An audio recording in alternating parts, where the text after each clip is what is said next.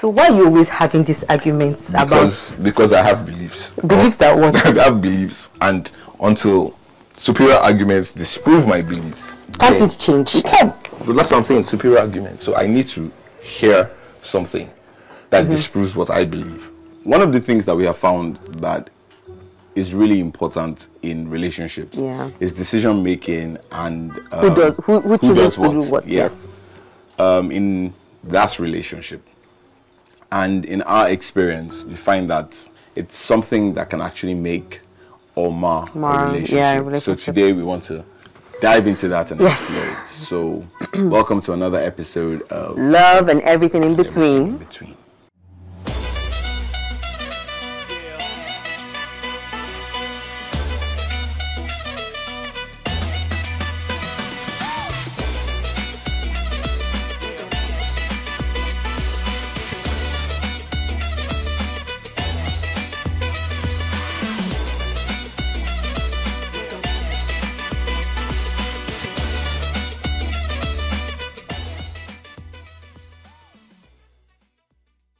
So before we start the topic and discussion, I think it's important that we let them understand how it works in our home. Okay. You know, so as you know, I'm the sheriff. You know, I lay down the law, and you follow it. Everybody just toes the line. Nobody falls out of line. You know, that's the best way. You know, it just works for everybody. Whatever makes you sleep at night. We all know who's boss here. Okay, no, but seriously, early on in our relationship, we sat down and had a conversation. This very long list. About, this list. This list. You did not let me drink water. Yes, we had a conversation after my list about who was going to be doing what and how decisions were going to be taken in our relationship. And I think it has really helped us. Yeah, it has. It actually has. Yes, it has. Because there's no crossing of lines. There's no, I feel some certain kind of way that this person is doing or just making decisions more than me. I know where the line is drawn. I know, like, I kind of know what has been put in place has worked, to a large extent has worked. So it has kind of minimized frictions and all of that. But wherever anything in between, is there any bloodlines came up, we knew how to talk about it because we had also set the example of when there are blurry lines, how do we communicate and address them. So yes, that has actually helped. Yeah, and I feel like for everyone, there always needs to be like a point of reference. So it could be, I don't know, it could be a person for some people.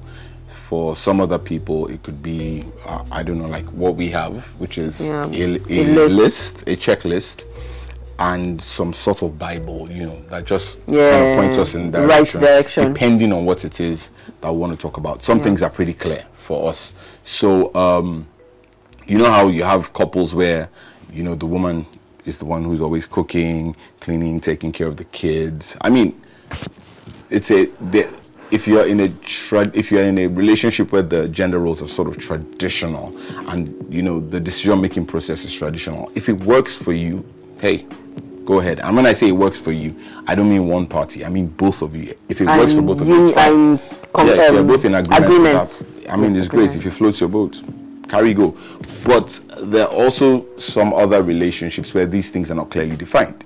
And once they're not clearly defined, they become an issue, issues. Because you keep having that friction where you feel slighted or you feel like, oh, I'm not being heard or I'm being taken advantage of, you know, that kind of thing. So it would come up if you are both not in agreement. So it's very important that you pick a plan and stick to it and be in agreement with whatever decision has to be made at that point in time. So in our household, I mean, it's not traditional in the conventional sense because I don't make decisions without you, and you don't make decisions without me. Yes. I mean, we always have to agree on any major decision that's going to be taken. And it's going to affect everyone. Yeah, so for example, I mean, when the children were going to start school, Yeah. what school they were going to go to. Oh, I remember one where you wanted to change Tenny from a certain preschool, and I wasn't quite in agreement with it, and then you kept insisting that you're going to change the school, and I said, oh yes,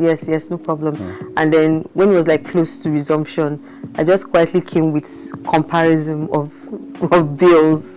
And you're like, you want him to continue this school. Yeah, so I know that sometimes it might not be the conventional way of, we talk about it, you know, women will always find a way to pass messages across. Sometimes it might seem a bit manipulative. It wasn't like I was manipulating you in any way. I mean, like, I stated because you're a facts guy. So I brought my facts, I presented my facts in a very calm, and the facts spoke for itself, and I won. Kind of, yes. But do you think that there's any area in our marriage that, you know, the gender roles are sort of like traditional, and if so, how do you think that has affected us so far? Like, okay, not like it has affected us. I just know that your wife has to prepare food for you. What you eat, no, because you don't like to eat outside. No, that's not why. Okay, why? So that's like one of two that Ashiri today. Why? So, my wife likes soft life.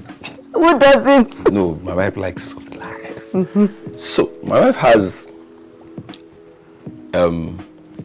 things that she, you know, we started out and agreed on in this checklist that this person is going to do this. So one of those things was, because I know that I would not like to eat outside. My wife has to make my food. Yes. It was an agreement. And he said, yeah. In fact, I don't understand why a wife will not give us my food. Yes, you did. You are married. You agreed. No. Then along the line, wife just wakes up one morning and says, oh, you know, can I just get a cook? I just want to cook. I'm like, I don't really want to cook. Of course not. Because and this is my rationale.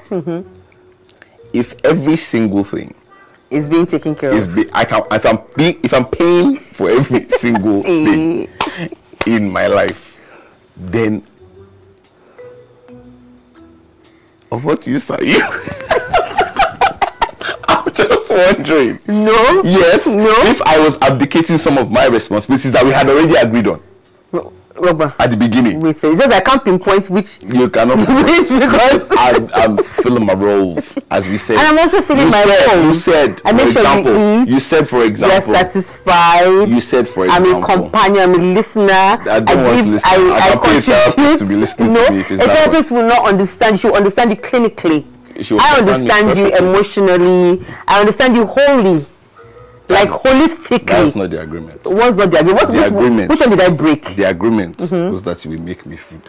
Now, I'm not a particular eater. I'm not one of those guys that's going to say, oh, you know, you need to make vegetable for me fresh every week. Oh, JB. I cannot. You understand? I'm not.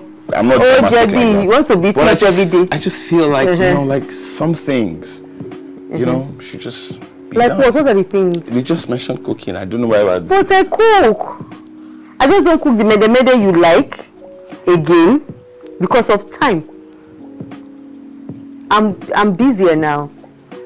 Like my career is kicked off. Yeah. Okay. So what else? Okay. Just know that we agreed on a cooking, and it's not happening. No, it's not happening. People are scoping me. It's not happening. But you didn't get me the. You sure didn't get me the. Of course, I'm not getting you. Now, so I'm still keeping my end of the bargain. No cooks. Yeah. So what else? Reluctantly. No, it's not reluctantly. Trust me. It's just that I cannot make mede like before. Whatever. So what else? No, it's not. I'm not trying to nitpick on things. No, I'm just saying what else. Like what else are? No, but every other thing that we agreed on. I mean, I think we've been able to streamline. We've surfed around them now. So, for example, when we agreed on, someone has to stay home with the kids, or someone has to take. When we had our first kid, Tenny, and we said one person is one parent has to be available for him. You know, I was willing to do it for the first year because that's what we agreed. You know, we sat down, we had a conversation, said, okay, this schedules look like this, so you're going to have to be responsible for him at a certain point in time, and all that, and it wasn't an issue. And then when the roles were reversed, it was fine. Yeah. You get, so I I feel like it's really just about what works for you as a couple. Yeah. So I don't necessarily believe that the man always has to be the provider. Okay. I kind of agree, because there I mean, we've had scenarios in our relationship where you were the one that were providing, as in solely, because of the way things were with me, and you didn't have any issues with that. Not at all. I just feel like so I feel it's a joint effort, venture. It's so not whoever is doing the most, at the time, doing the best is what I want to say. Okay. At the time, I mean, pick up the bills, like it's your family. Yeah, and so it's beneficial to both of you. Yeah, so there's no.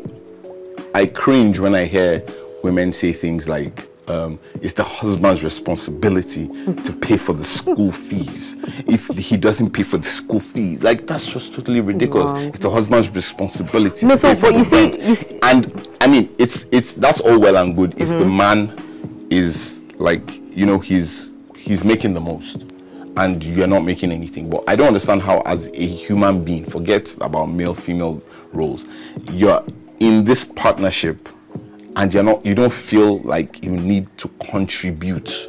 No, so you see, the thing is, I'm not disagreeing with what you're saying because I believe in that, but sometimes you hear situations where now I really didn't want to try to do gender specific, but no, but I mean, so like, give an example. Okay, an example of, like, if the woman is solely providing and she's doing it continuously, and then the guys now feel like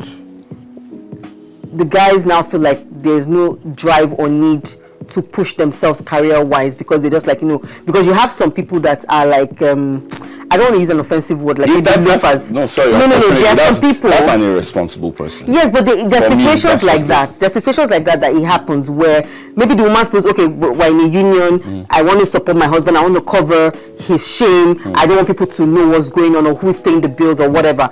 They come up, they step up because they're probably doing very well career-wise, and then before you know it, 3, 4, 5 years, he's not changing, he's not stepping up. You don't see, because it's only encouraging when you know that your husband or your partner is just going through a phase and you can see they're actually making an effort. It encourages you, but if continuously that partner is not even doing anything, it becomes like you're being taken for granted. And there are human beings like that just take advantage of good women. And so unfortunately, sorry, but my opinion, you married wrong already. Like, you already made a big mistake. So would you say the person should just give everything? No, I'm not even talking about whether they should give up or not give. I mean, first of all, I think that is my own baseline. Like, I don't see how, as a human being, you're in something and you're not contributing to it in any tangible way. No, like, check this. If it's a case of the guy is hustling, things are just not clicking. Clicking. And it happens, it's life. Yeah. Everybody goes through a bad patch, and nobody really determines how long that bad patch will last. That's fine. That's understandable. But if you're sitting at home and you're lounging, and then your wife is going out there and she's working hard, she comes home, I mean, your contribution might not even be financial. Exactly. That's what taking care of the kids, in such a way that the person feels that love. There are always things to do in a relationship. There are always things to do. So I think that's what I was trying to clarify, that even if things are not working out, because like you said rightfully, nobody knows how long a dry patch would last. Well, just don't be irresponsible. It's ridiculous. Why would you just sit at home and want to? I can't fathom being spoon-fed. Okay. I joke a lot about wanting to be a stay-at-home dad or wanting to be a house husband. House husband does not mean I'm going to sit on my behind and just be drinking all day or watching TV all day or lounging. That's not what I even mean. It's just that, now I can take off time and pursue passions and that everything. You want to do. But I will also have to contribute in some other way if I'm not contributing financially. If you look at the traditional gender role, right, the way it is, a man goes off to work and goes to bring home the bacon, but the woman is supposed to keep the home. So keep it tidy, make sure that the food is on the table, the kids are well and taken care of and all that. So if that role is reversed, then the man should do it. You get, at least show that, oh, I appreciate the fact that my wife is the going one out, that is doing all bring this, everything. and then handle it. There's no shame in changing diapers. There's no shame in cooking food. It's just totally ridiculous to me. I mean, I understand the fact that, you know, there's a patriarchy and it exists almost everywhere in the world, and especially in Africa. You know, you have these rules. But more and more, you know, things are beginning to even out. More women are working. More women are successful. I remember someone saying that the thing now is like women are catching up with men. In the sense, like women are bringing stuff to the table as much as men are now. And see, the thing is, like, both of you are coming. What are you bringing to the table? I mean, I heard that recently with a couple of people who wanted to get married, and the guy was like, okay, what am I bringing to the table? What are you bringing to the table? We both need to be assets to each other. Yeah. Nobody wants to be a liability to anyone. Yeah. You understand? So anybody that sits down wants to be a liability, whether you're male, whether you're female, it just doesn't make any sense. Say no. If a man feels that a woman's role in his life is to cook, to clean, to have babies, I mean, that's what he believes, and that's fine for him. But I believe he should find someone who shares those same values. Yeah. Don't marry someone who's a career woman and then expect her to now change, just drop everything and then automatically become your mom or whoever it is that you're trying to bring into. If you met her and she's a career person, woman, then understand that. And as a woman, I think you should also look out for the red flags. Yeah. You know, sometimes if you don't share the same values, a guy is treating you one way and you assume that that's who he is. No, watch how he treats everyone else. Watch how he treats the other women in his life. Watch how he treats his sisters. Watch how he treats his mom. Watch how he treats his female co-workers. It gives you a sense, because he might be nice to you and, you know, be pretending to be, so they get to the end, and then you get into the marriage. I mean, for men, it's a chase. Yeah. I chase you, I conquer, I carry you and my trophy, and I keep you in the house, and then I now get, you understand? And I'm now, you know, you're the trophy wife. I'm keeping you. I just keep your home, and it doesn't make sense. I think if people just admit who they are and marry according to what works for them, the same values, there'll be more marriages that lasting. Yeah. There are women who do not want wahala. They just want to relax and be taken care of. Nothing wrong with that. I want to be. Keep quiet, my friend. Don't you share the same values as I do? Yeah, I want soft life as well. And we both want soft life. It's always good to do the work if we're both soft lifing. For me, it's a question of agreement. Who is doing what? Dealing with mechanics, it's traditionally a male role. Yeah. Dealing with bricklayer is traditionally a male role. But I remember when we were building. Oh yeah, I was one handling. You were the one dealing with all those people, the bricklayers. That's a traditional male role. Yeah. But because at that point I knew that she will handle it better than I would. Do you understand? So have at it. Yeah. Do you get? I don't think there's a one size fits all. And I think people need to stop trying stereotyping. Yes, make it a one size fits all for everybody. We're both Christians, right? Yeah. And we hold our Christian values very dearly. But I think a lot of times in religion, and I don't mean just Christianity, I mean religion. Across board. Because the religions were imported from patriarchal societies, it ends up seeming like Christianity just sort of like, it's dogmatic. It beats women down and just says, oh, your place is here and your place is here. So, I mean, we have an understanding of certain things. So, the man is the head of the home, for example. It can be controversial for hardcore religious people, or traditional people. Yeah. The man is the head of the home. Final. Therefore, his word is final. He sits above everybody. And she sits beneath, which doesn't. It works for some people. Yeah, but I mean, if it works for you, fine. But it doesn't. To me, it doesn't really make sense, because I will always go back if when we do the religious thing to God made man and woman even before he actually molded Adam. it said he made them male and female. He made them. He didn't say male and then female. He said male and female. So men and women have their unique roles, right? Yes, the man is the head of the home. Okay, fine, no problem. But I think men need to understand that being the head of the home is more about responsibility than authority.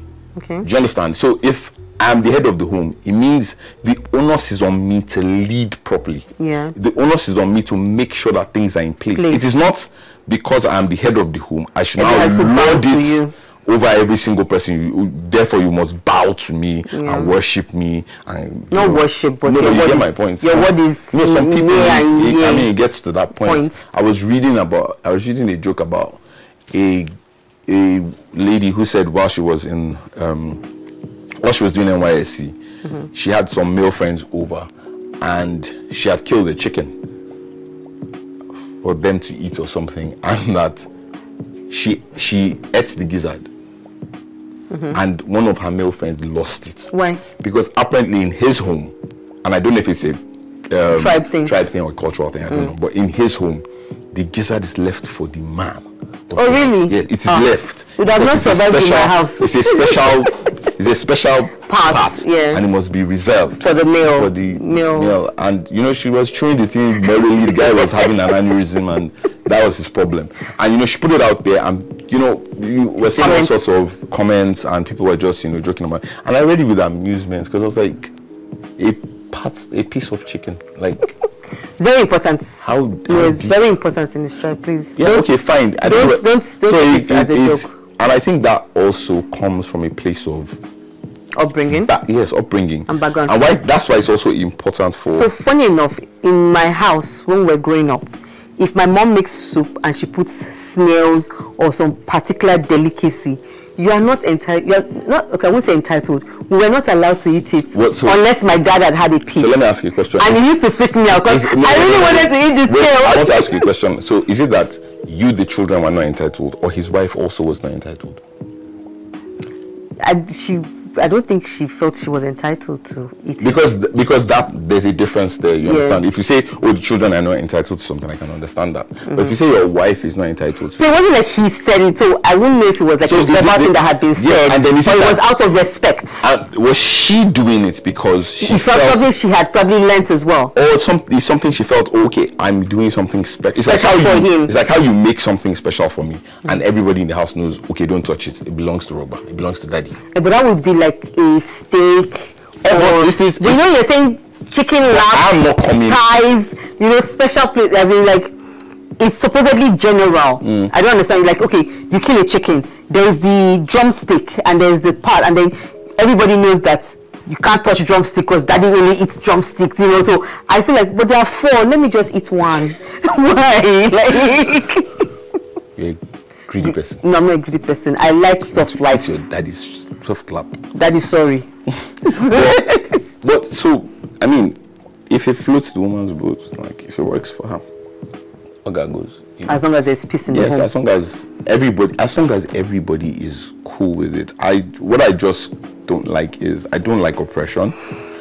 And I don't like oppression under any guise, whether it's religion, whether it's culture, whatever. I just don't like it. I believe we're all human. You understand? As much as going back to the whole religious thing, as much as the Bible says we should women should be submissive to their husbands, right? It also says that the husbands should love their wives as Christ loved the church. And what did he do for the church? He served. He died. He died and he served. He laid down his own life on behalf of them. He loved that much. Yeah. Do you understand? So you should love your wife to the point of death, pretty much. Yeah. That's what it means. So I don't think God was going to be dragging chicken lap. It's going to drive me gizzard with the people. So you don't eat gizzard because I'm going to eat the gizzard, or strike all y'all with thunder if you eat the gizzard. It just doesn't add up for me. So I think in conclusion, I don't think gender roles are specific. I mean, I do believe a man should be responsible. Okay. He should take care of his family. He should defend his family. He should protect them. He should provide for them. That's what I believe. I believe a woman should nurture her children. She should have her husband's back. Do you understand? Yeah. She should always be a helpmate to him. I believe those things. Yeah. But I also believe that even within those general rules, there's still room for individualism to a large extent. Okay. As much as I believe that men are to protect, provide, etc. It's not a one size fits all. It doesn't mean every single man is going to provide and protect in the same measure. Yeah. But I believe, and it could be a factor of my upbringing, my belief system, whatever. Doesn't mean I'm 100% right. And so it's the conditioning. That's why you believe that you should provide and she should nurture. So, and that's patriarchy in a nutshell. Why can't you nurture? But that's my point. I nurture. But you didn't. So let me give an example. So because I believe those are the rules. But I still believe it's hard for me to explain this, but it's how it works in my head. I still believe that there's fluidity within those same rules. That's outside of the individuality. Yes. So I'm not going to abdicate what I feel is my responsibility to provide for my family. I'm not going to sit at home and say, yeah, my wife should go out and go and provide. But at the same time, yes, in the agreement that I had. If it's an agreement that you have that, like it happened in your marriage where at a point she had to be the one providing. Yes, and I didn't have a problem with it. I had no issue with it whatsoever.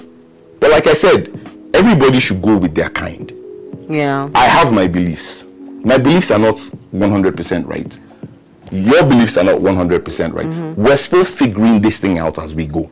We don't have all the answers. We don't have the blueprint or the formula that is just going to fix everything. Yeah. If not, we won't we're have learning along. Yeah. We're doing trial and error. We've made a lot of mistakes. And we've learned from those mistakes, and we're still going. But I still have my core beliefs, and my core beliefs are my core beliefs. But I also understand that your position or belief is only as strong as there is no superior argument. I don't know how to explain that any better.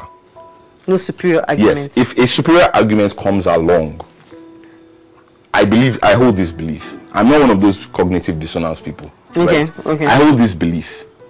Like for a long time, I just want to use this example, maybe it will help. For a long time, I believed in tithing, and I would. The passion and aggression that I used to defend my tithing position was not even here. Do you get? Like, I remember vividly a horrendous argument I had with my friend, and at the end of it, when I couldn't logically make any headway with him, I just told you are going to hell, and I moved on with my life. But when I came to the other side of the divide was when someone was able to break it down to me in a logical way and say, look, this thing that you believe, this, and I was like, oh, that makes sense. That's it for me. That's the way my brain works. There's a superior argument. Oh, really? I move on with that. So your theory is kind of like real until it's proved no. Once my current theory has been proven wrong, then I'm open. And I think that's where we need to be as people. Just always be. You can hold a belief because you need to have your beliefs, but always be open to listening to other sides of the argument. Yeah, that's really what it is. Okay. So I think in conclusion, today has been very interesting. Yeah. So I think in conclusion, the tips we have for what we would advocate would be agreements. Yes. Always compromise. Compromise agreements. Make an extensive and very detailed list if you can. It's never too late. If you've already been married, you know the things that you don't like, and you can expressively communicate that across. Make a list. You guys make an agreement, and as per time or years go by, those things might change because it's not cast in stone. Things are changing in our society, in our environment, and we're raising up kids that we also need to set examples for. And I hope, like, we from what we have shared Don't forget, today. go with your kind. Go Yes, go with your kind. Very important.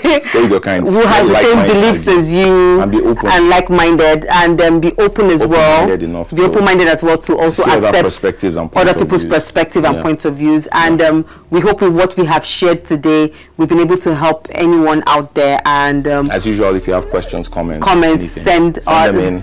We're here for you.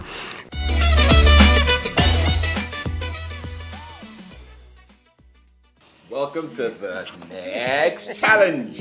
You're too excited for my liking. Yeah. So it's a kind of ping pong game where There's water inside. Yeah, there's water inside the cups, and where I try to drop the ball into the cups, or he drops the ball into a cup, and if I get a cup, you take it out. It makes it harder for the next person. Yeah. All right. And today we have our awesome scorekeeper, Hello. the little Ayomiku Arimora.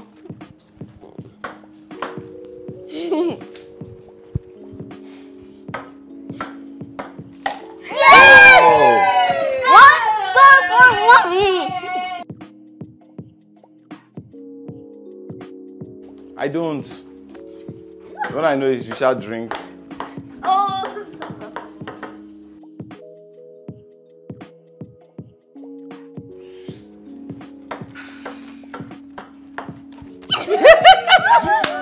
My own son. No. It was own goal. Doesn't It count. was an own goal. You have to remove it. Take it out. It was own goal. Take it out. Own goal, so you have to be careful. It's own goal. You have to be careful. I was trying to hold the ball. Who you have for? It's not about who she's for. Own goal. Sorry. I'm actually unbiased, so you should. Hey, only on 3 now. Wow, that's why I want to get. Really? Ooh! You guys are tied. So now this is the deal breaker. You for making yourself win. When I say so.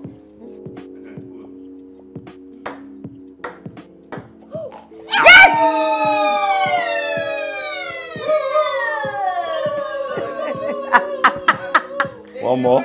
You just got defeated. My own son. Only one try. You've already had like. The current score is mommy 2, daddy 1. Really? Check again. Are you sure? Mommy won. Oh. Mommy has 3. Daddy has 2. 2. Okay. Better scores. Ooh, so close. Come on, daddy. Move the cup. It's cheating. I didn't move the goal. No, he I didn't. should move the goal. Have you heard the saying, cheaters never prosper? This cheaters never win.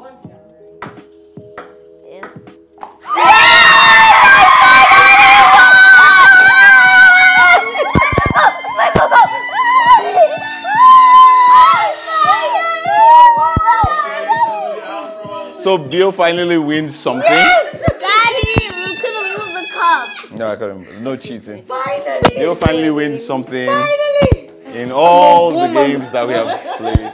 This one is for all you ladies out there. All the marbles. She did it for the wives, the sisters, the mothers. Yeah, you know, I got you. I got you. So Yeah. thank you for watching. We'll catch you next time. Oh wow. The intro is not hard. We'll redo the Gone too intro. far. Yeah, this one don't pass. Because my phone was ringing just now, but... Oh, that means it's your phone. But where is it? Where I is can't it? find it. It's heavily vibrating. Because it's heavily Where you feel it, it must be That around. means around you. I was hearing it. Just agree. Sorry. Are you... Cough it out, cough it out. Sorry. So... Are you good? So if we can just agree